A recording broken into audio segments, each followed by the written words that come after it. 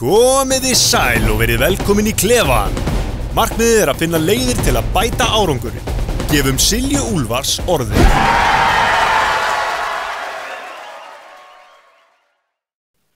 Birgir Sverrisson, framkvæmdastjóri Lyfjaeftirlits Íslands, sestur hjá mér og við ætlum að ræða lyfjamál og eitt og annað.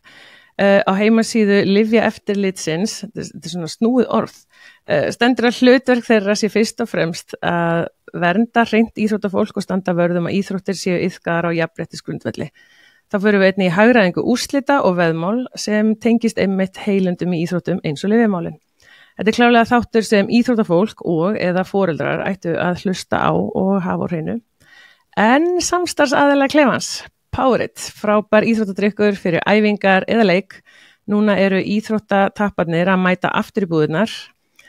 Powerade fyrir líkamægi neyð og hetjur í laumi. Það er svolítið gott slagvart.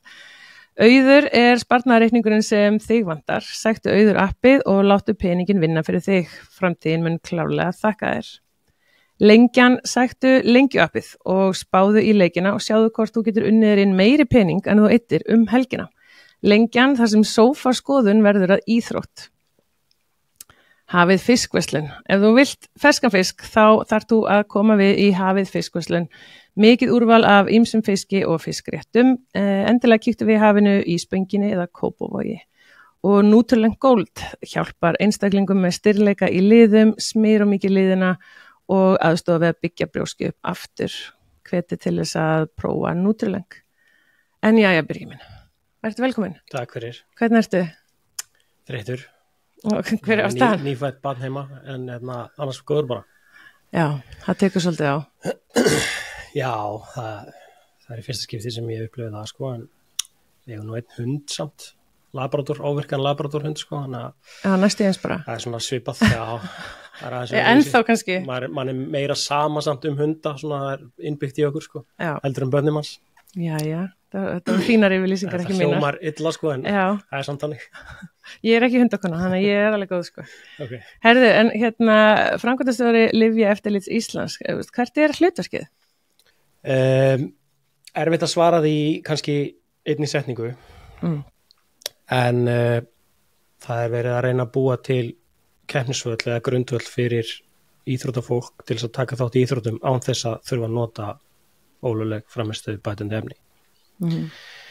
Af því að ef það væri leyft, til dæmis að það væri engar reglur og það mætti nota hvað efni sem er, þá væri erfitt að keppa nema að nota efnin, það segir sér í rauninni sjálft.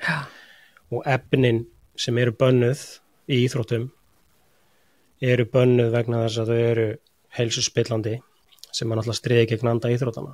Þannig að svona stutta svarið er það varðandi þessi lyfjamál og okkar starfsemi fer fram að mestu leyti í gegnum lyfjapróf annars vegar sem að felst þá bara í að mæta á æfingar eða í keppni og taka bara íþróttafólki í lyfjapróf, bara að segja þeim að pissa í glas eða taka blóð úr þeim. Takið þið líka blóð? Við höfum ekki gert mikið af því, það er ekki besta lyfjaprófið, en það er gert svona samhliða oft þvagpröfunni. Þannig að við erum að tala um þvagpröfu annars vegar og svo blóðpröfu.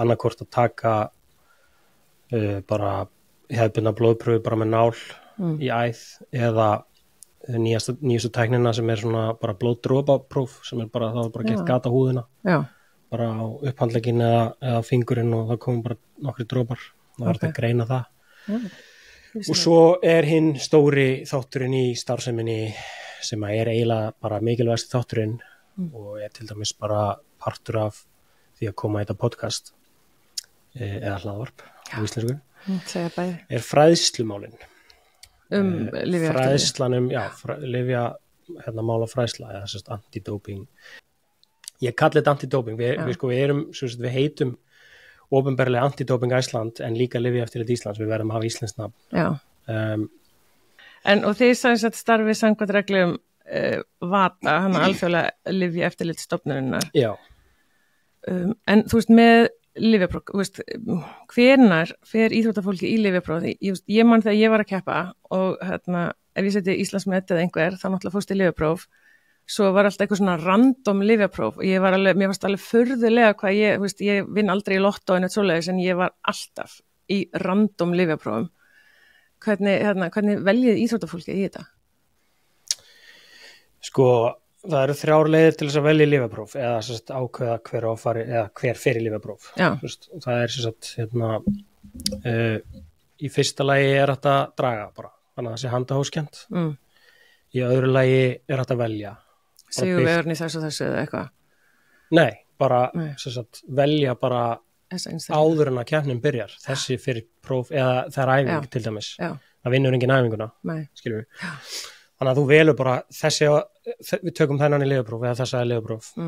En svo ertu með þriðju leiðina sem þú nefndir. Þá er það eitthvað sæti fyrirfram, til dæmis eins og ef þú varst að keppa í frjálsum og það er lyfjapróf í frjálsum og lyfjaeftirlitið er búið ákveða að taka fyrst á 3. sætið í ykkur spretthlaupi eða kastgrein eða hvernig sem það er eða annað og 7. Þá er það svona svona blanda af báðu en málið er það að það á að blandi svo öllu saman vegna þess að ef þú tekur bara handahófskennt þá missirðu af svona prófum sem eru byggð á rannsóknum eða einhverju vitneskju eða sem við myndum kalla intelligence based sem er miklu meira verið að nota núna þetta er bara í eftirlitsstörfum er það notað, það er ekki bara allt handahófskennt. Bara þessi lítið grunnsaln út á landamærunum.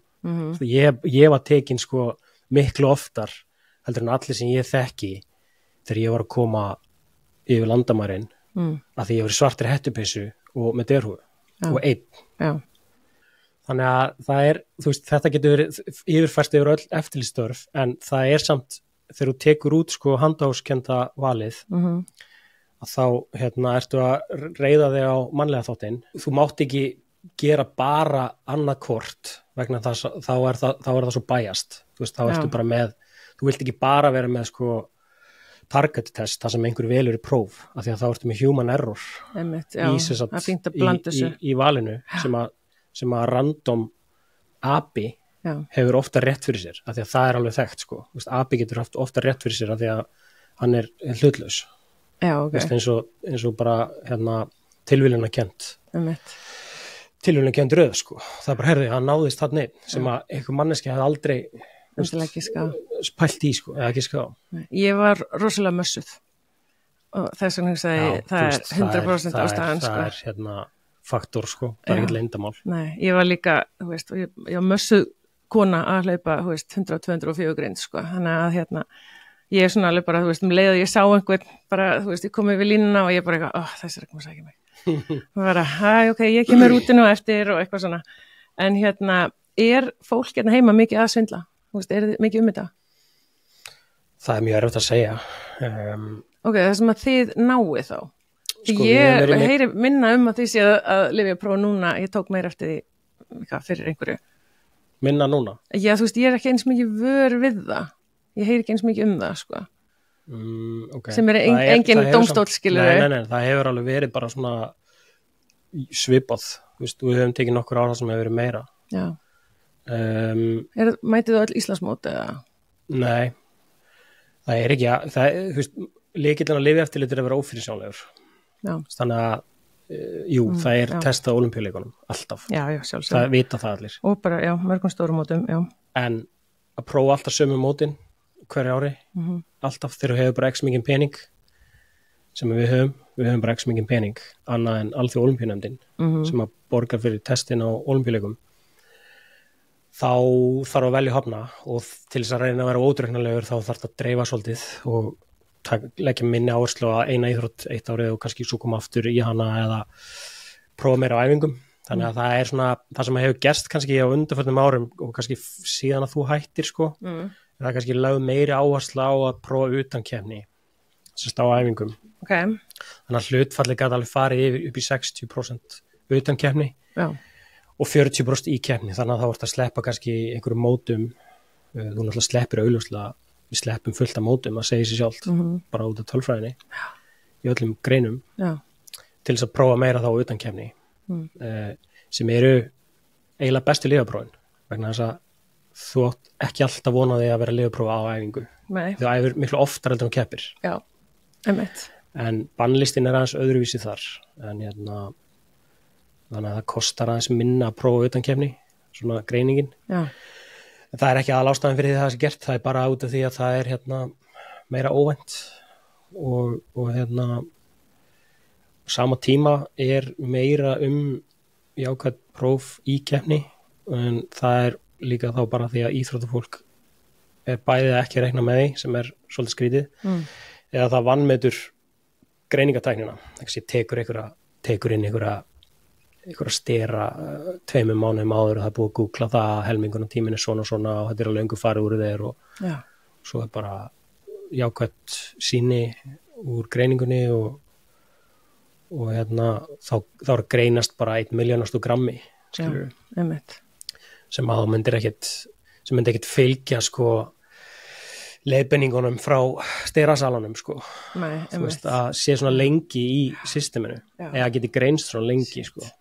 Að treysta á einhvern sterasala fyrir íþróttaferlinu sínum galið sko. Já, sem að mjög margir gera hvort sem það sé fyrir íþróttaferilin eða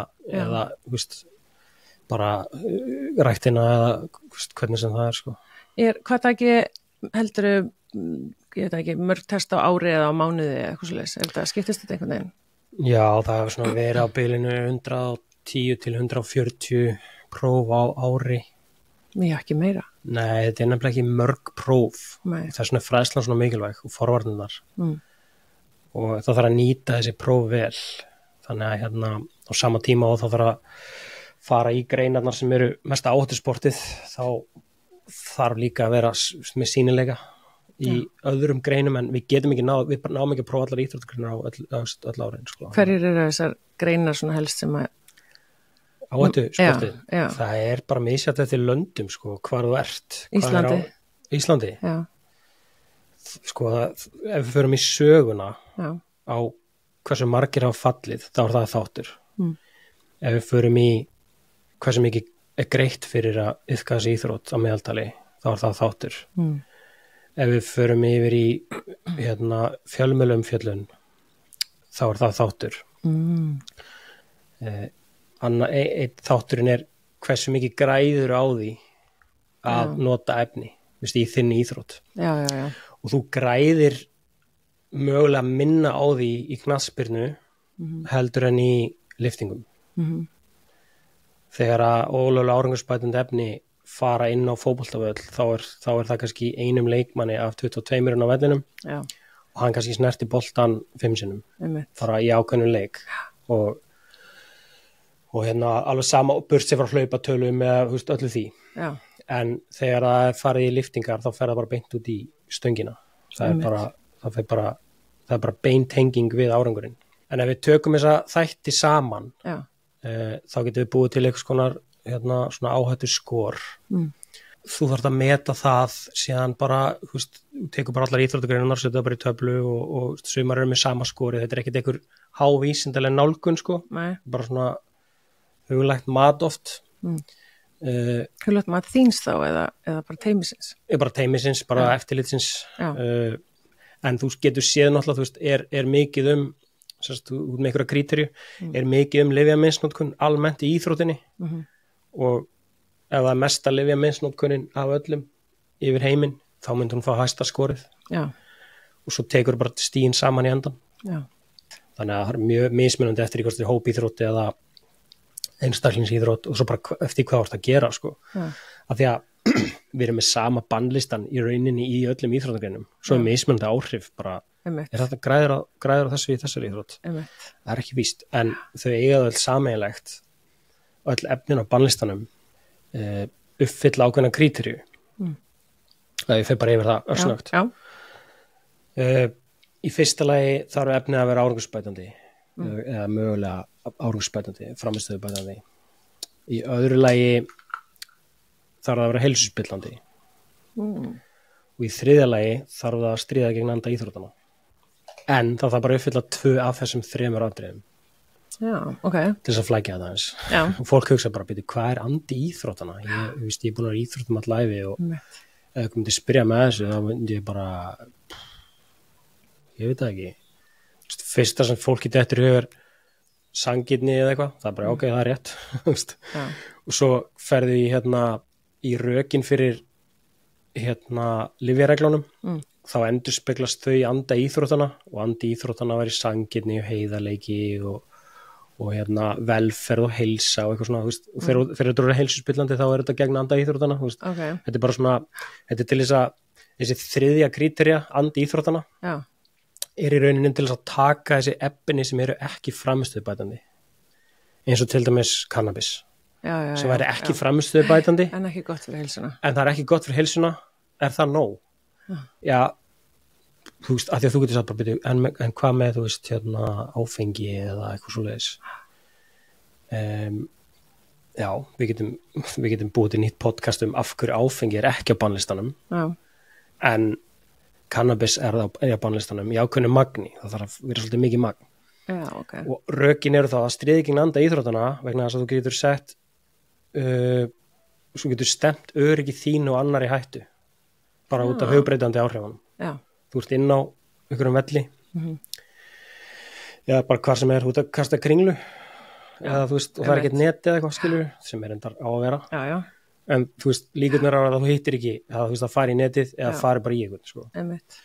Og ef þú ert í íshokkí þá það er mjög hættulegt. Já, það er mjög hættulegt sko. En nú fjall þarna Sha'Carri Richards fljóta 100 metra skellibjallan frá Bandaríkjunum, hún fjall fyrir ólympíuleikana á US Trials og fór í 1 mánaða bann og mista á ólympíuleikunum. En þú veist, er þetta ekki líka bara, þú veist, það bara, þú veist, þetta efni er bara lista. Þannig að ef það er á lista og ef það mælir svona mikið í þér, þá ertu bara átt. Já, þetta er gott komment, ég hef gleymt að minnast á það. Sko, það eru mismunandi viðurlög fyrir mismunandi efni á bannlistanum. Það er eiginlega sömu viðurlögin fyrir flest efni, sko eru sektastíð, svo var þetta að nota í íþróttulegum tilgangi, varst að nota kókaín í íþróttulegum tilgangi eða mældist þetta bara í þeirra þegar varst að nota þetta á miðvikudegi og þú veist, og þú ert að keppa á föstudegi. Það þarf að skoða alls konar svona þætti. Varst að nota þetta til þess að svindla varst að nota þetta til þess að hlaupa hraðar. Þannig að þetta er ekki svart og hvít? Nei, þetta er ekki svart og hvít, en með hana sko, með kannabismálið, þá var það þannig að hún fekk 1 mánaða bann fyrir að hafa greinst með mikið magna af kannabis í sér vegna þess að hún var krónískur notandi og það byggist upp í líkamannum. Þannig að hún var notað króníst og það getur mælst mjög lengi eftir á og hún er notað þetta daglega í nokkra mánuði, þá er hún bara getur nátt hætt að falla lyfjapróf og hún er að nota skömmu fyrir test. Hún greinst í ákvæði á lyfjaprófi fyrir kannabis eða THC sem er virkaefni í kannabis og fær 1 mánaða bann sem hefði verið nóg til þess að hún myndi ná ólympíuleikunum en á sama tíma er árangurinn ógildur úr mótinu sem var qualifier. Þess vegna komst hún ekki á ólympíuleika. Þannig að þú fellur að lyfjaprófi í móti þá er árangurinn ógildur. Því hún hefði getað náð 4100 nefnilega sem var svona seinna inn á mótið. Var það seinna á ólympíuleikunum. Þú veist, það var alveg svona, þegar fólk heldur bara hún með við mánuðin, þá mistur hún á 100 metrum, hún hefði getað náð 4100 en hún alltaf bara komst ekki í liðið. Nei, hún komst ekki í liðið af því að árangurinn var bara ógildur, einmitt. En þú veist, getum við bara aðeins, þannig að ef ég er að taka eitthvað ólöglegt og ég fell á lyfjaprófi, hvað gerist? Hvað gerist? Já, þú veist bara, hvað, fæ ég bréf, fæ ég símtal, þú veist, hversu langt bann, hver ákveður það, hvað er svona ferlið sem fer í gang? Já, sko, partur af alþjóða lyfjareglunum eru staðlar málsmeðferð til dæmis, málsmeðferð, það eru staðlar allt, sko, staðlar lyfjapróf, hvernig skal framkoma þau, hvernig skal rannsaka mál, svo kemur staðall resource management eða málsmeðferð. Þegar það kemur ykkur niðurstaða, það er jákvæð niðurstaða, það er bara að skoða, rannsaka og ákveða hvort þú er ákærð fyrir brot á lyfjareglu eða hvort þetta sé ekki brot á lyfjareglu og þú myndir fá bréf þar sem að þér er tilkynnt að það hafi greinst efni sem eru á bannlista í sýninuðinu og það væri bara farið yfir hvar það var og þetta væri keppni og svo framvegis og hérna eru reglunar, hérna eru möguleg viðurlög og þú var tækifæri til þess að koma þínu á framfæri. Já, svona mótmæla. Já, eða bara útskýra. Já. Þú veist, til að byrja með, bara útskýra þetta, þú veist, eða mótmæla mátt gera hvað sem þú bara fara að svara því. Annarkvort skrif, á Íslandi hefur valið að gera þetta í persóna þegar svo stutt á milli, sko. Ég ætla að mynda að segja líka, er þetta pappír eða er þetta rafrænt? Þetta var alltaf símtal bara hérna, þangað til að við kannski stöðluðum þetta eins meira betur. Já. Þannig að þetta sé alveg eins alltaf, stundum næst ekki fólk. Einmitt. Og þessi svarar ekki síman og hitt og þetta. Í staðan fyrir að setja ábyrgðarbréf, þá var þetta bara tölvupóstur og fólki ber að vakta hann alltaf tilgreinir hann á lyfjaeftirlitseyðublaðinu og hérna svo hefur það einhverja daga til þess að bregðast við og það sem sagt þá bara ákveðin svona skýrslutaka og svo getur verið ákveðið að ákæra fyrir brot á lyfjareglu eða ekki eða komast að samkomulagi málalok sem nýtt í þessum reglum, það nýtt síðan 2021. Já. Þá sérst hægt að játa brotið og fá 25% afslátt af refsingunni, þar sé eða hámarksrefsing, eða 4 ára bann sem viðurlaun. Er það hámark? Já, fyrir fyrsta brot almennt. Já, ok. Fyrir vísvitandi brot á lyfjareglu er 4 ára bann. Så það er basically, byrjum þar og svo getum við skoðað aðstæður sem að geta verið til lækkunar en það er þá að fá 3 ára bann í staðin fyrir 4 ára bann ef það er fallið frá í rauninni málsvörninni af því að hún kostar pening og tíma og oft er þetta bara eins og ef einhver fellur á lyfjaprófi með þess að því að hafa gefið bara segjum bara þvagsýni og það greinst eitthvað jákvætt í því og rétt að láta greina B-sýni líka ef B-sýni staðfestir þá er þetta bara clear cut case og íþróttafólk ber algjör ábyrgð samkvæmt reglunum á ensku strict liability skiptir engu máli hvernig það fór í líkamann þar, þú ber ábyrgð á því og ef það fór með einhverjum leiðum sem þú veist ekki eða var óvart þá þarfst þú að sanna þá leið, þá þarfst þú að sína fram á að það hefur verið þannig það var tankremið og já, það vart ekki með neitt í höndunum með það þá því miður eða þú ert saklaus eða vissir ekki af þessu eða eitthvað þannig þá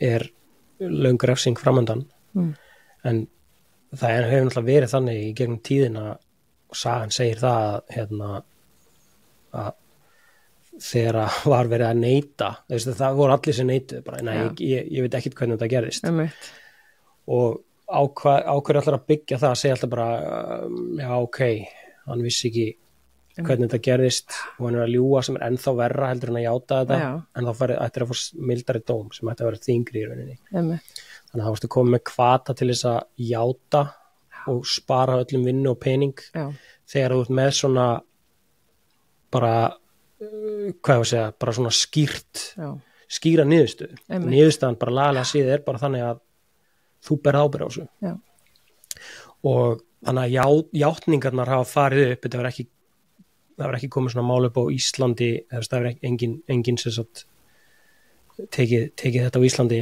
en þetta er að fara upp í víða annars staðar erlendis Svo á heimasíðunni þá er hnappur sem er tilkynnum brot fáið mikið af tilkynningum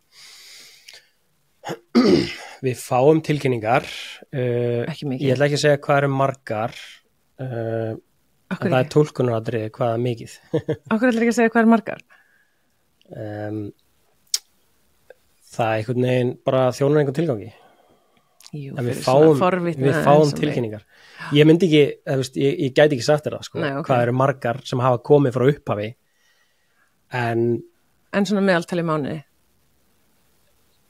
meðaltali í mánuði, við fáum ekki eina í mánuði sko, meðaltali og stundum koma einhverjar tilkynningar sem eigi ekki við sko, en ég er ekki að tala um sko, að einhverju sé að reyna að freyma einhvern eins og það kallast, af því að það var það er mýta sko í tengslum við svona kerfi, það ekki mikið gert að því. Nei. En við höfum, já, þetta kerfi hefur bara virkað vel, en málið það líka að óháð fjölda tilkynninga þá þetta bara mjög mikilvægt fyrir íþróttafólki að geta tilkynnt svona algjörlega nafnlaust. Við keyptum þetta kerfi fyrir nokkrum árum, þá voru engin fyrirtæki að mér vitandi með órekjanlegt tilkynningakerfi. Nei. Bara tæknilega séð órekjanlegt. Við getum ekki rakið hver sendi tilkynninguna. En hvernig bregðist þið við tilkynningum? Það bara fer eftir í hvers eðlis þær eru. Það sem að við höfum náttúrulega aðalega eru lyfjaprófin. Já. En það eru margar leiðir til þess að brjóta lyfjareglur og að það eru til sönnunargögn brot á lyfjareglu bara með myndbandi eða vitnisburði sem að væri kannski ekki sterkasti þátturinn en eða sendingum eða öðru skilur, bara postsendingum. Já. Af því að það ekki bara fall á lyfjaprófi sem að brot á lyfjareglu, það bara að eiga bannað efni brot á lyfjareglu. Já, bara að þú ættir það til. Já. Og það að sína fram á það, stóra brot á lyfjareglu. Og hvað féllu margir árið 2024? Á Íslandi? Yes. 1, minnum mig. 2023. Erfið spurning maður. Það fleiri eða þetta? Það þetta búið að fara niður. Ég minnir að það hafi verið engin 2023. Svona, að því að, sko, þetta er 0 til 2 á ári, svo rugglast ég á árum. Já. Þetta er 0 til 2 á ári. Það hafa verið, sko, 3-4 mál mest. Ok. En svona gegnum síðastliðin 15-20 ár, þá þetta svona tæplega 1%. Já. Eitthvað svoleiðis. Ok. Þannig að svona, já, svona eitthvað í kringum það, þannig að rétt rúmlega 1 mál á ári að meðaltali.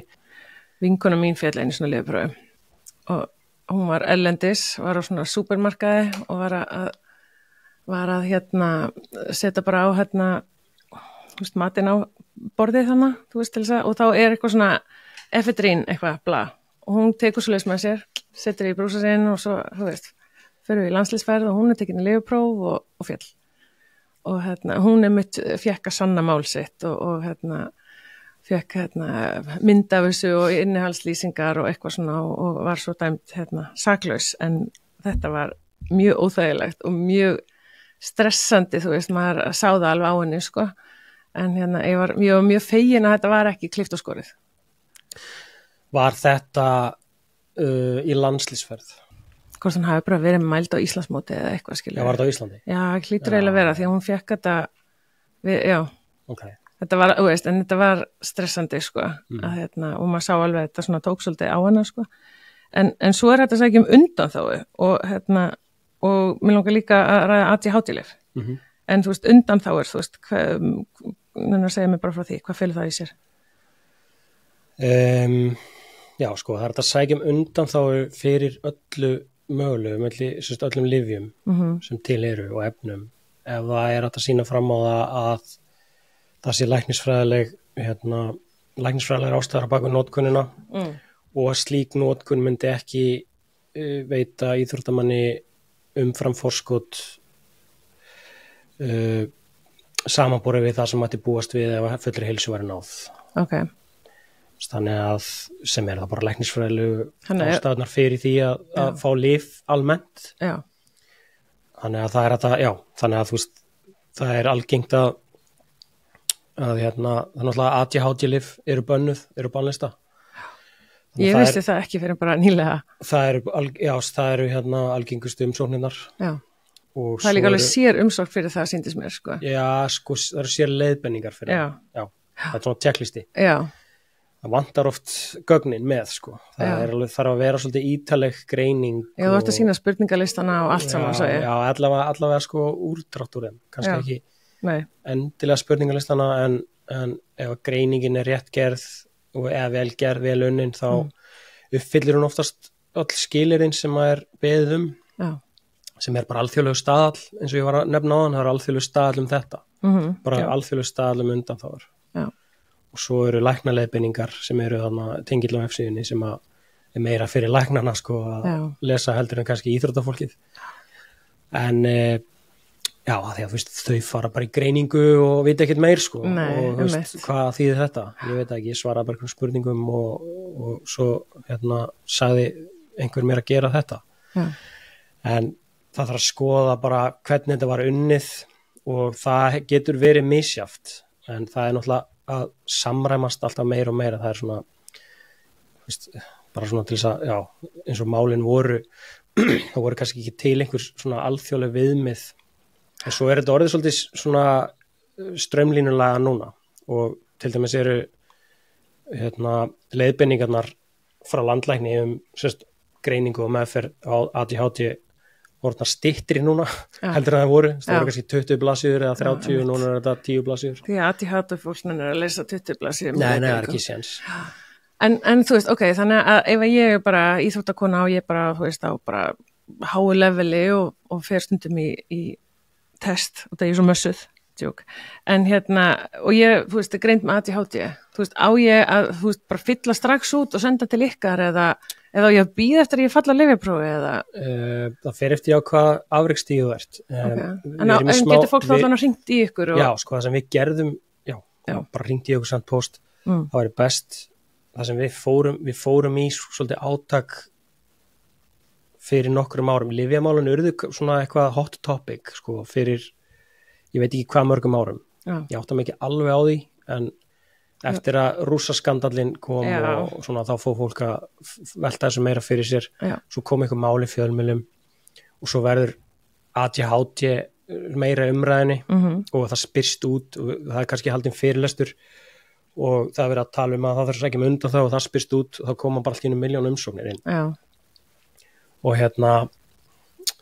ekki bókstaflega 1 milljón þeir sem þekkja mig vita að ég er ekki að meina það en mjög mikil fjölgun á umsóknum og það getur verið sko einhver sem er að fara ólympíuleikana og svo getur það verið einhver sem er 14 ára og fólk vil bara vera með vaðið fyrir neðans í þessu sem er bara gott mjög gott en við höfum ekki bólmagn í að afgreiða allan hann að fjölda ekki frekar en önnur lönd þannig að það sem okkur vantaði er ákveðin filter til þess að stoppa af umsóknir sem að við myndum geta afgreitt eftir á eins og þú segir, þú fer í lyfjapróf og þú greinist í ákvæð þá getur þú sótt eða þú veist, þú fer í lyfjapróf og það er ekki komið út úr niðurstöðunni þú bara fer samt að vinna þú fer bara að vinna í því að þú tilgreindir lyfið sem væri þá, þú veist, ólögleg notkun nema og sért með undanþáguna En ef ég fer í test erlendis og ég skrifa ég er með ADHD og þú veist, og tek eitthvað elvans eða eitthvað og kem ég svo heim og fylla þetta út í ykkur og þið hjálpið mér að tala við þau úti. Já, það geti verið svoleiðis. Það geti líka verið þannig að þú værir, tökum aftur ólympíuleikana sem dæmi, klassíst, þá myndir ekki geta gert það. Þá myndir verða að vera með þetta fyrirfram. Ef þú eru á háum í knattspyrnu, þá myndir FIFA krefjast þess að allar undanþágur séu fyrirfram. En það er svolítið þeirra þá að óskæfti því, að minna fólk á það? Já, að minna fólk á það. Ok, svo stelpunar okkar að fara EM í sumar og eitthvað, þú veist, þannig að allir þær kannski þurfi að vera með eitthvað lífseðil og eitthvað bréf frá lækni eða eitthvað. Já, þær þurfa að vera með það fyrirfram.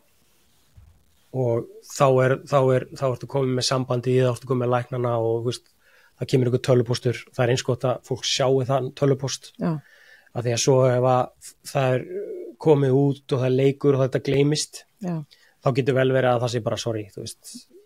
Töpuð 10-0. Já, bara, það er bara ef að x margir eru að falla í liðsíþrótt fyrir ekki.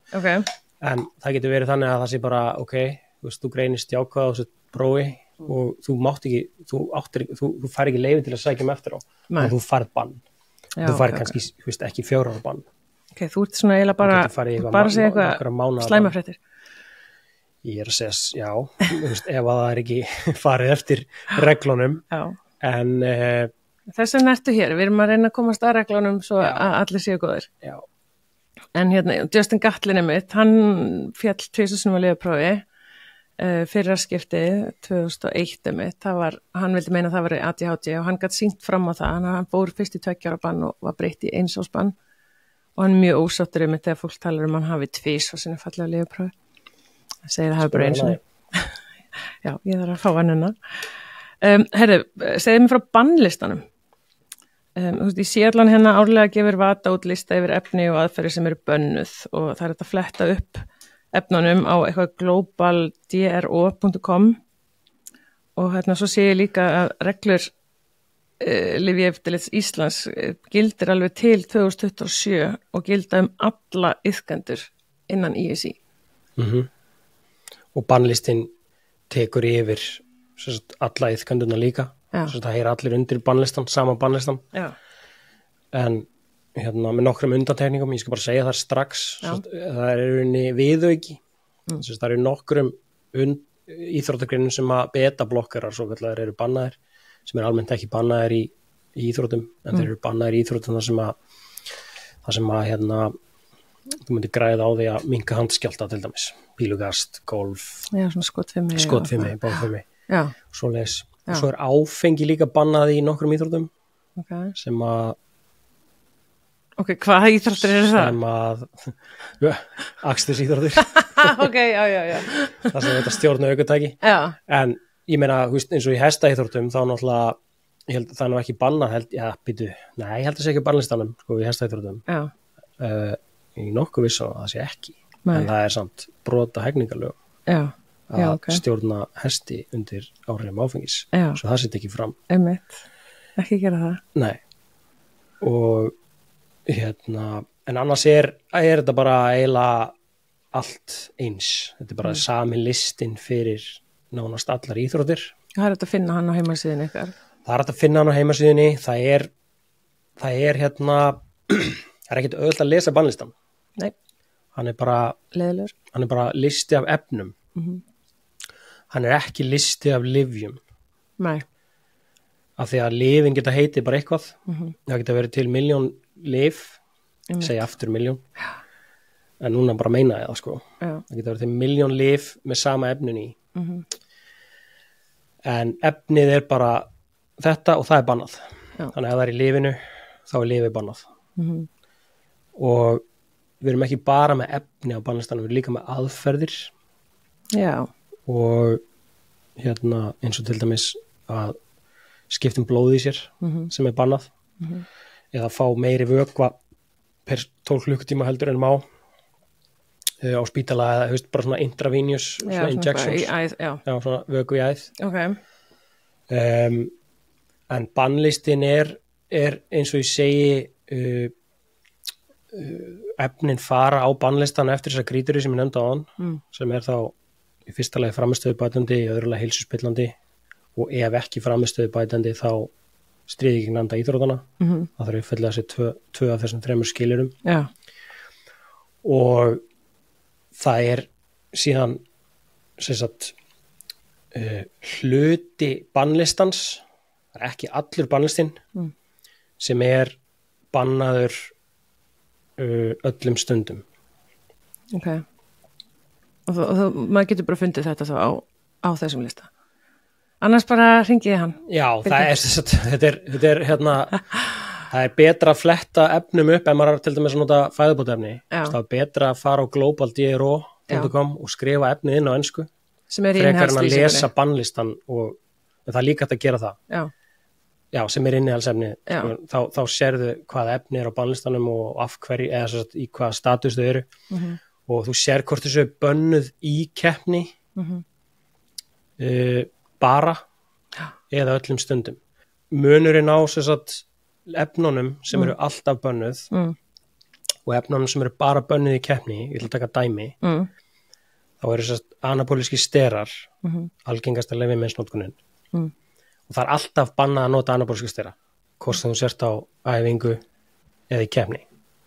Meikar það sens? Já. En ef þú ætlar að nota kókaín, þá máttu nota það á æfingu, gagnvart lyfjaeftirlitinu, þú máttu pottið ekki út af liðinu eða þú veist bara einhverjum reglum sko, bara agareglum, siðareglum félagsins. en þú fjallir ekki á lyfjaprófi á æfingu vegna þess að þú ert ekki að svindla í keppni, þú veist, það er bara dregin lína þar, þú veist, í lyfjamálunum. Það dugar í bara x langa tíma. Það bara dugar x langa tíma, ef það er ekki í þér í keppninni, þá skiptir ekki máli. Það er ekki greint fyrir því ef það er tekið svoleiðis lyfjaprófæfingu. Já, ok. Ég átt að segja þetta strax, en þú taka dæmi. Það er best að taka dæmi. Já. En það er sem sagt megin munurinn á þessu og það er eins og með kannabisefnin sem eru líka bara bönnuð í keppni og svo er það verkjalyfin, þú veist, þessi ávana fíkniefni, sterkir ópíður og svoleiðis. Já. Sama ástæða fyrir því að þeir eru á bannlistanum eins og kannabisefnin og örvandi efnin. En örvandi efnin eru framistöðubætandi í rauninni. Það bætist það við, sko. Já.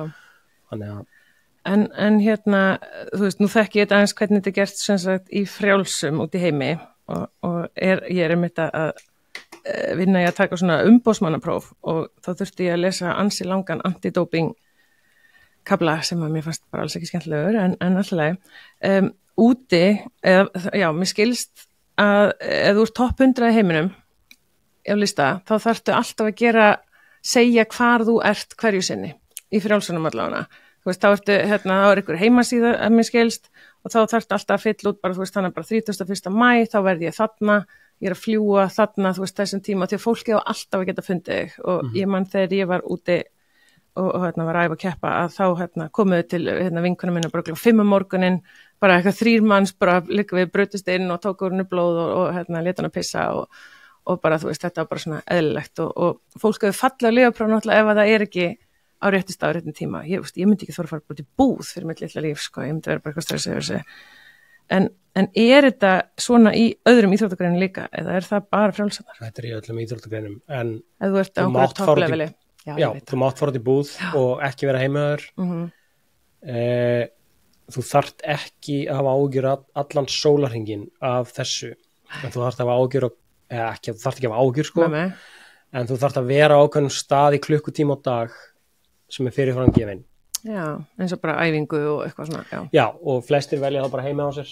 Þú veist, bara á morgnana, þá er það bara heima á sér, eða á ferðalögum, þá er það bara hótelherbyggið. Já, þess vegna hafa þau kannski komið. Nei, komið bara, það er bara, og þegar hún velur þannig klukkutíma. Já, ok, ég skil, En svo þegar hún þarf að fara út í búð, eða hún þarf að, þú veist, fólk veit ekki nákvæmlega hvað er að gera yfir daginn endilega, að þá telur ekki mist, ef þau missa af henni, skilju, þá telur það ekki upp í þessi 3 skipti sem þarf til þess að sé brot. Já. Það er alltaf innan þessar klukkutíma. Já, ok. En þú veist, það er ekki svona neitt á Íslandi? Jú. Aha. Já. Bara þá hjá íþróttafólki sem er ofalega út í heimi eða? Já, og það hefur oft verið þannig núna í gegnum tíðina að alþjóðasérsambandið hefur stólið því fólki af okkur, við kannski setjum þau í skráðan lyfjaprófunarhóp og svo eru þau komin bara í fremstu röð og alþjóðasérsambandið sem er í mörgum tilfellum með lyfjaeftirlit líka. Það myndi taka viðkomandi getur bara verið á skrá hjá einni lyfjaeftirlitsstofnun og alþjóðasérsamböndin eru tæknilega séð með lyfjaeftirlitsstofnun innan sinna vébanda. Þá taka þau viðkomandi og setja hann á sinn lista sem þýðir það að þau myndu kannski bara senda sitt fólk til að prófa viðkomandi þó að vera í Íslandi. Þannig að það getur kannski bara einhver þjóðverið komið og prófað íslenskt íþróttafólk. Eða þau myndu biðja okkur að gera það, sem er alveg gert líka. En það er ekki margir Íslendingar sem að flokkast sem alþjóðasérsamböndin kalla þetta, sko, og í lyfjamálunum er þetta kalla þess að íþróttamaður á alþjóðastigi, international level athlete. Það er ekki nóg að vera bara í landsliði. Nei, fyrsta sem ég hugsaði núna er Eygló, sko, lyftinguna, snillingur, sko. Þú veist, er hún þá núna komin bara svolítið undir þau úti eða megum við tala hana eða er það eitthvað leyndamál? Nei, raunin Þú ekki. veist, hún náttúrulega bara Ég held að Evrópumeistari henni myndi og ekki finnast geggjur. það leyndamál ef það væri leyndamál. Nei, En nei, það er ekki leyndamál þegar fólk er í skráðum lyfjaprófunarhópi. Það er bara, þú ættir ábyggilega geta fundið það á heimasíðu alþjóða lyfjaeftirlitsins. Það er ekki, sérsambandsins segja.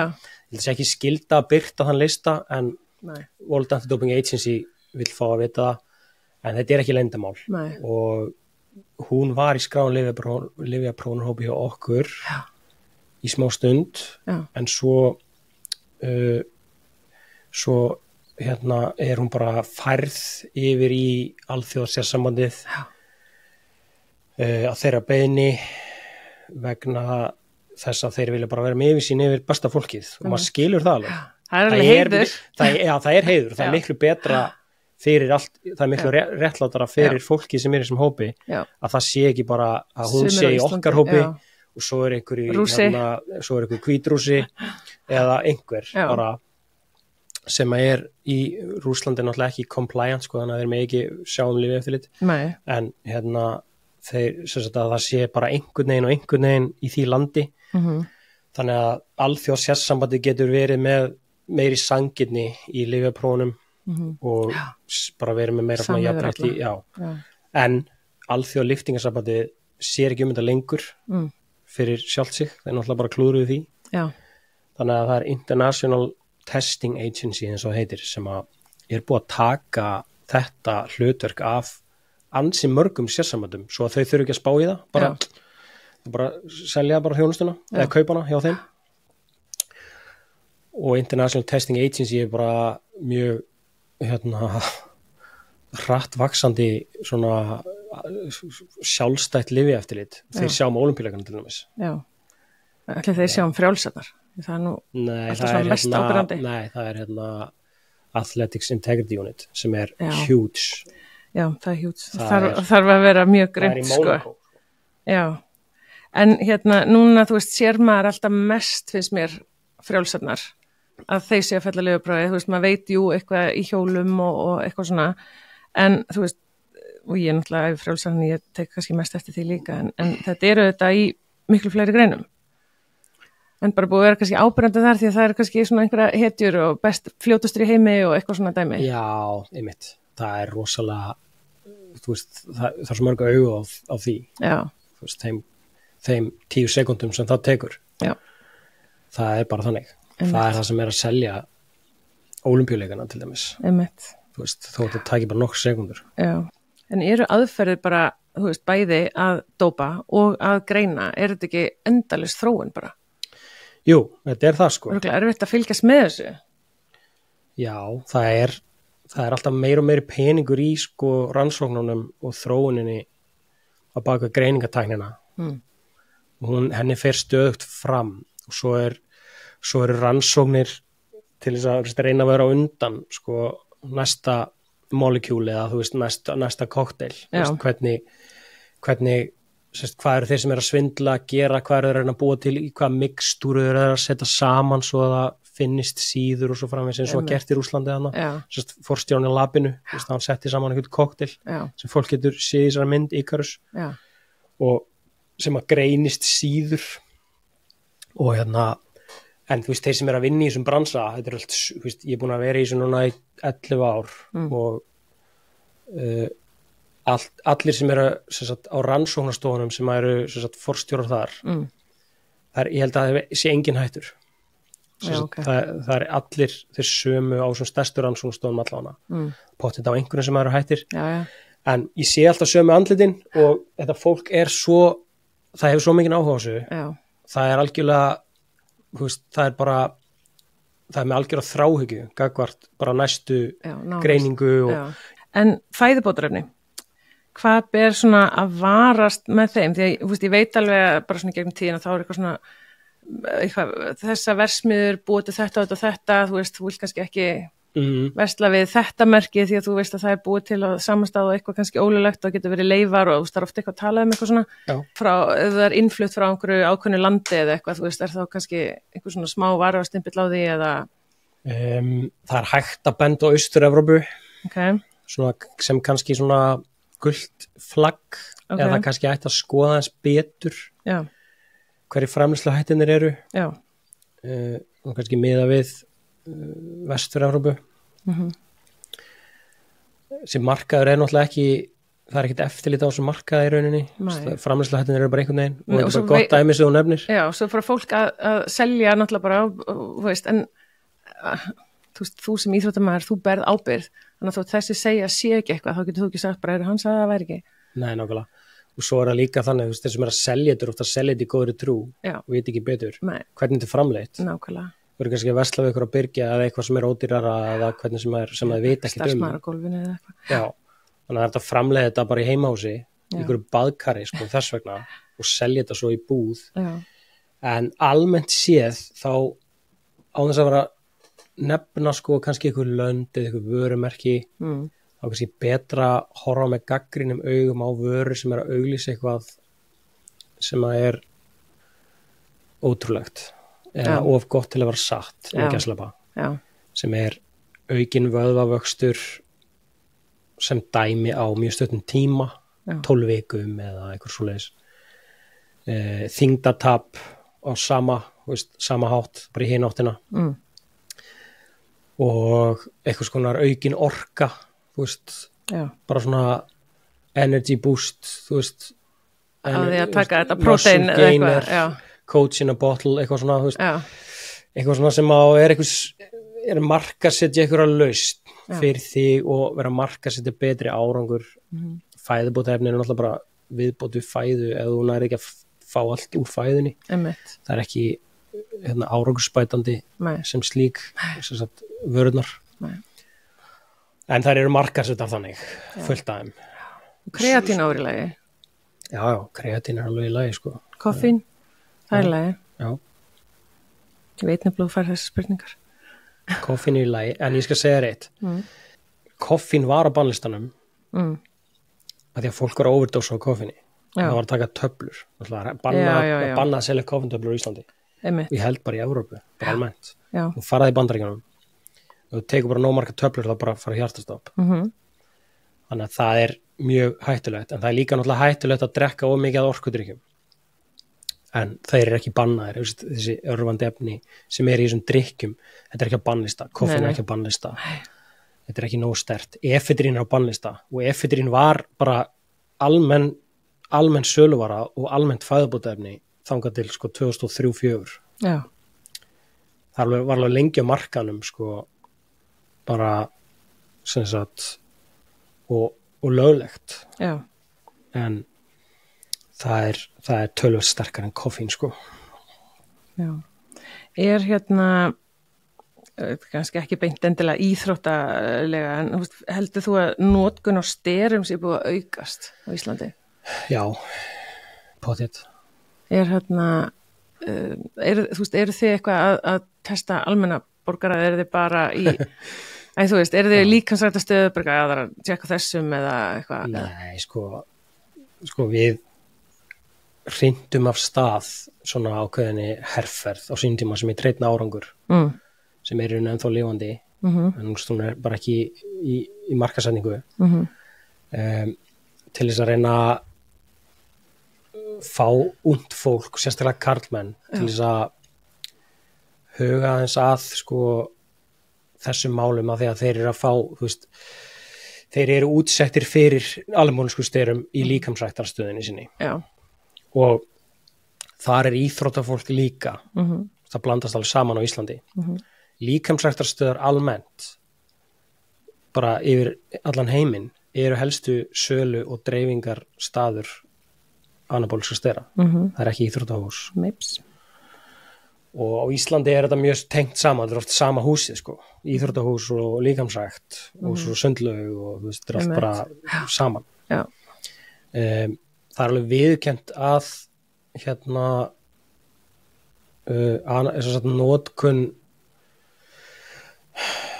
notkun anabóliskra stera utan íþrótta er meiri utan svo keppnisíþrótta þá bara svona í líkamsrækt þá er hvatinn að bæta útlitið sem að fer oft alveg vel út í skurð sko bara stækka vöðvana og köttast og eitthvað svona. Ég meit. Versus það að geta stokkið herra eða þú veist, lift meira eða hlaupir hraðar eitthvað svoleiðis. Einmitt. Þannig að þú veist, það stóð aldrei til að prófa almenning, sko, lyfjaprófa almenning. Nei, ekki með að þú hefur fá test. Já, bara ekki séns. En við höfum alveg fengið beiðnir frá líkamsræktarstöðum að prófa einhver mót eða prófa einhverja keppendur eða iðkendur eða eitthvað svo í. Einhver þjálfara kannski. Já, eða þjálfara. Veist, en það þannig í Noregi og við ætluðum að bjóða upp á það sem sagt að það væri hægt að þeirra beiðni að lyfjaprófa, en við ætluðum ekki að gera það strax, við ætluðum að fyrst að vera fræðslu og forvarnir. En áhugin fór fljótt. Veist, flestir vilja líta vel út og segja hluti til þess að allir samþykja þá, sko. En svo þegar kemur að því að vinna þessa vinnu, þá allt í einu engin lengur eftir henni í herberginu. Og það alveg bland af ástæðum fyrir því að þetta bara rann út í sandinn, en Mjölnir fór alla leið samt og fór í samstarf með okkur. Og það var fræðsla fyrir starfsfólk var þá inn í þessu og líkamsræktarstöðin borgaði ykkur ákveðin gjöld og 70 skall ári eða hvað sem það var. En svo erum við að niðurgreiða þessa fræðslu og líkamsræktarstöðin myndi þá fá einhvern ákveðin svona stimpil frá lyfjaeftirlitinu, en aðalmáli var að hún var að taka afstöðu gegn lyfjamisnotkun sem er bara aukast í samfélaginu og hún er bara gefin frjáls og hún fer bara eftir tískubylgjum, hvort hún sé mikil eða lítil, það er enginn að gera neitt í þessu, sko. Þú veist, þeir sem að eiga að vera að sinna þessu lögbundið ekkert að gera það, sko.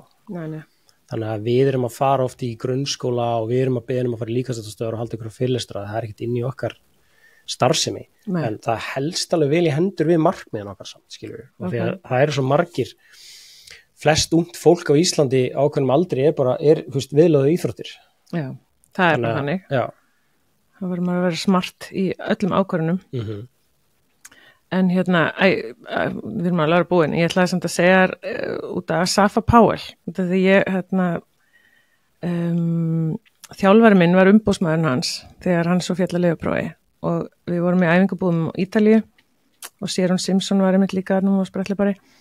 En já, þau voru með þjálfara sem heitir Stephen Francis, heitir það hét, sem að var svona feitur kall og eitthvað og mjög reyndar áhugavert að fylgjast með því þau æfðu bara á grasi, æfðu ekki að brauta og svona fljótast að fólki heima og eitthvað og ég man einhvern tímann að fara þau eru að fara á eitthvað gullmót, þetta var gullmót á nú, demantamót í dag og þau fara og ég bara eitthvað kveðja þau og svo komaði bara strax aftur og þjálfari minn sem er umboðsmaður þegar albrjálæður og ég bara eitthvað, hvað eru komin?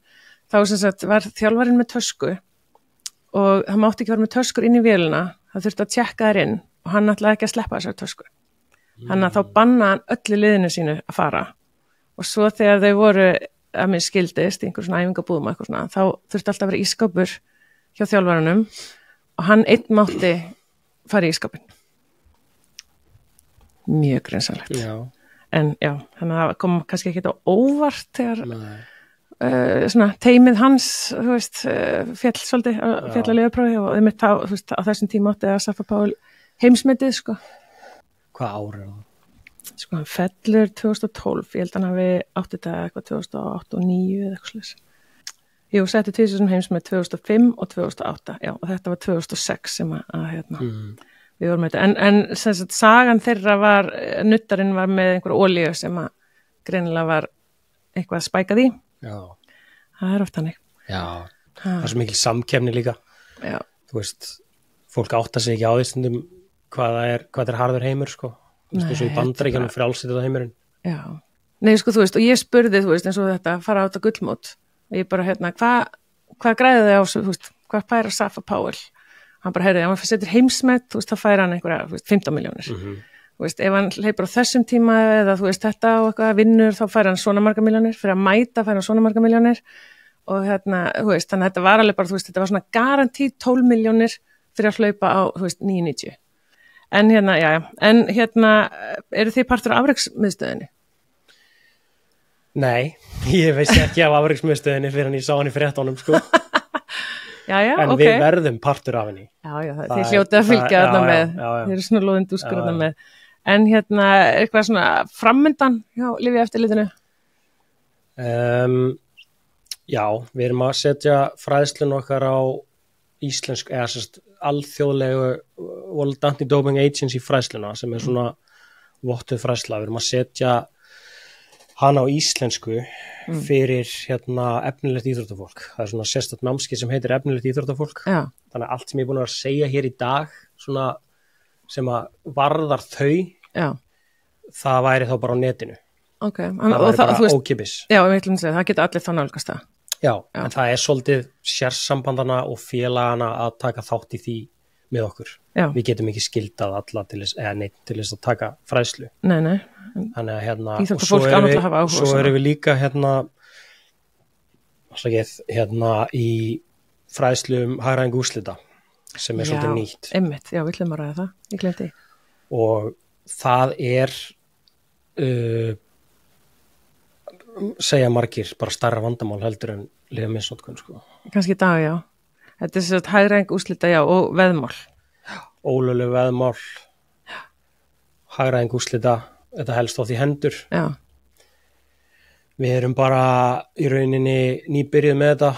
Við erum kannski búin að vera að halda þessa fyrirlestra fyrir svona helstu áhættu sportin í 3-4 ár. Já. Við fengum þetta lögbundna hlutverk í hitt í fyrra. Já. Það byrjaði fyrra reyndar og og það er þá að á sama tíma og við erum með lyfjamálafræðsluna fyrir kannski fótboltalið, þá förum við aðeins yfir líka hvað hagræðing úrslita er, hverjar hætturnar eru í þessu og svo framvegis, en reglurnar eru miklu óskýrar í þessu og þarna vantar okkur sterkari löggjöf á Íslandi og bara einhvern veginn sko betra utanumhald, meiri fræðslu, en við byrjum náttúrulega einhvers staðar, við erum að byrja á fræðslunni, en ef við byrjum þetta sama við lyfjamálin og lyfjareglurnar, þá eru lyfjareglurnar sko útbreiddustu reglur jarðarinnar. Já. En það er engar reglur hagræðing úrslita, bara það fer bara eftir í hvaða landið þú ert sko. Já, er þetta ekki líka bara að vaksa svolítið hratt þetta vandamál? Jú, það koma bara tugir nýrra veðmálasíða á dag bara fram og þú veist það eru allar aðgengilegar bara í síma, bara í snjallsíma sko. En út af því ég sá að það var hægt að tilkynna þetta líka? Já. Er fólk að tilkynna? Við höfum fengið tilkynningar, já. En við sjáum ekki málsmeðferðina í þessu, við bara áfrasendu það bara viðkomandi sérsambandi eða lögregluna fyrir eftir í hvers eðlismálið er. Já. En þetta er líka svona svolítið mikilvægt fyrir íþróttafólk að geta haft tækifæri til þess að tækifæri að tilkynna eða grunar eitthvað, þú veist, að því að það þarf ekki að þá að finna einhvern sem það treystir, heldur bara tilkynni þetta bara nafnlaust ef þið kjósið svo. Það er allan bara að koma sér frá ykkur. Já. Þannig að mér finnst það mjög mikilvægt að það sé hægt. Mér finnst það skrítið þetta sé hjá ykkur. Það er engin annar með þetta. Það þurfti að vera bara einhvers staðar. Það þurfti bara að vera einhvers staðar. Það er náttúrulega vandamáli í þessu. Það er engin það er til samráðsvettvangur stjórnvalda þetta málefni en hann er í rauninni búinn til hann er kannski svipun tíma og við erum að byrja með þetta uppljóstrunarkerfi í lyfjamálunum en það er engin stofnun eða það er engin aðili, það er engin lögaðili sem að er með neitt hlutverk varðandi þetta nema bara við varðandi þessa fræðslu. Já. Og þeir eru nú þú ert nú með lengjuna sem styrktaraðila. Lengjan er að tala fyrir ábyrgri spilun og hún er ekki í bónusakerfum sem eru á mjög mörgum erlendum síðum og svo getur þessar síður verið löglegar í einhverju landi og ólöglegar í öðru. Það eru allar ólöglegar á Íslandi nema lengjan sko. Svo veðmálasíður. Og það fer bara eftir einhverjum alþjóðasáttmálum og alls konar samningum. Já, en það er líka út af því að rannsóknir hafa sýnt að þú veist lengjan og lottó og allt þetta stuðla ekki að þú veist svona fíkn í þetta sko. Það er þetta, þú veist, það er ekki þú læsist ekki í klóm sko eða þú skráir þið þar inn. Já. og svo geta verið alls konar síður sem ekkert að tjekka aldurstakmörkum og neinu og svo er lengjan ekki að bjóða upp á yngri flokkarleiki eða sýndarleiki eins og sumar síður eru að gera sem er algjörlega gali fyrirbæri. En sko, út af því ég var að taka þetta umboðsmannapróf að þá er talað þetta í frjálsjóta dæminu og þá er einmitt sagt, þú veist, það er ólöglegt að auglýsa alls konar svona betting og allt þetta ef þú ert topp 100 heimslista. Þá er þetta bara ólöglegt. Og en það má vera lottó. Út af því það er, þú veist, það er greint þarna á milli. Það má ekki vera gambling, en það má vera, þú veist, taka þátt í svona eitthvað, ég man ekki hvernig þeir orðið þetta. Lottó er, þú veist, lottó og lengjan, eitthvað svona, þú veist, þannig að mér varst þetta alveg áhugavert, alveg bara topp 100 í heiminum, þú veist, þá eru reglum þannig, þetta er bannað, þú veist, þannig að ef að íþróttamaður til dæmis í frjálsum, er topp 100 í heiminum, þá hann ekki verið eitthvað með einhverja betting dæmi. Og svo, þú veist, ef við tölum hagræðing úrslita, þá mismunandi erfitt að hagræða úrslitum og svindla í veðmálum sem íþróttaiðkandi. Ef maður væri til dæmis að maður getur svolítið stillt þessu upp sko, þú veist, eftir í hvaða grein þú ert í, bara í hvaða sæti ætla ég að lenda. Ég ætla að lenda fyrir neðan þetta sæti. Þú veist, ég ætla að hlaupa svona, ég ætla ekki að reyna á mig. Það er auðveldara að hagræða í hináttina, að tapa þá. Og svo byrjar þetta oft sakleysislega, þú veðja bara á sjálfa þig.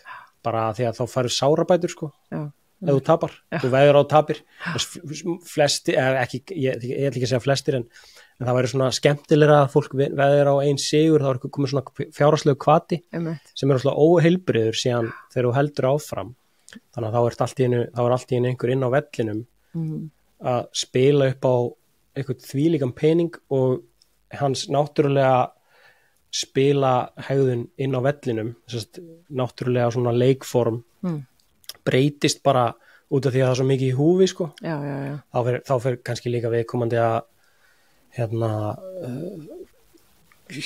hvað við segja vera með órsérhlífnari þú veist, bara spila ekki meðsli og annað og svo það sem gerist náttúrulega, þú veist, hjá flestum sem er að veðja, þau byrja að tapa sko og svo ertu komin í einhverja skuldir eða hún er ekki að hætta, púla út þá ertu bara komin í einhverja slæmar skuldir sko og þá ertu að reyna að vinna það upp, þá er auðveldar að gera það með því að veðja á móti þess að hagraða á móti að reyna að tapa. En einhver loka orð svona til íþróttafólks? Já, ég myndi bara vilja fá að segja við íþróttafólk að antidoping er með þeim í liði og við erum að vinna með íþróttafólki, við erum að hjálpa íþróttafólki vonandi að taka góðar ákvarðanir fræðslan okkar verður alltaf meira svona gildismiðaðri heldur en að vera hræðslu áróður þetta á ekki að vera hræðsla þannig að það er svona kannski stuttur skilaboð sem ég hef og ég vil samt líka segja að það er mjög mikilvægt að átta sig á því að maður ber 100% ábyrgð á því hvað maður setur onni sig og hvort sem það eru lyf eða fæðubótaefni og ef að fólk er að nota fæðubótaefni sem er bara ein stærsta hættan á því til þess að falla á lyfjaprófi er að nota bara einhver fæðubótaefni á þess að pæla neitt í þeim þannig að endilega skoða þau fyrst með gagnrýnum augum og athuga hvað er á merkimiðanum og spyrja spurninga fleiri heldur en færri bara, það er líka að spyrja þessar spurningar þarf ég á þess að halda við erum ekkert beint að tala gegn fæðubótaefnum, við erum bara að benda á þessa hættu bara vanda sig og það er ekkert sem kemur í staðin fyrir hreinan árangur þannig að ef það er einhver sem er að svindla því grunum að séu að svindla endilega bara tilkynna það ekkert að hræddu það í staðin fyrir að sjá eftir í seinna eða þá að fara í sama pakka og fara að nota ólögleg lyf til þess að halda í við það er ekkert það skilur ekkert eftir sig þegar upp er staðið. En allar upplýsingar er hægt að finna inn á lyfjaeftirlit.is Já, það er að finna mjög mikið upplýsingum þar og það er líka að finna mikið upplýsingum á heimasíðu Vata @ama.org. Sælikælir. En þakka að kærlega fyrir tímaðin og að það var náttúrulega bara ágætis pása frá litlu barni. Já, bara kærkomið og bara takk fyrir að hafa mig. Ekki málið. Herðu, já, þið getur farið inn á livjaeftirlit.is og fundið fyrir ykkur upplýsingar og það er þetta að finna e-maila þar og annað ef að þið hafa spurningar. Annars vil ég bara þakka samstarfsaðilum, Powerade, Auður, Lengjan, Hafi fiskverslun og Nutrileng Gold. Gangi ykkur vel. Takk fyrir að hlusta. Eigðu góðan dag. Gleðin með Silju Úlfars.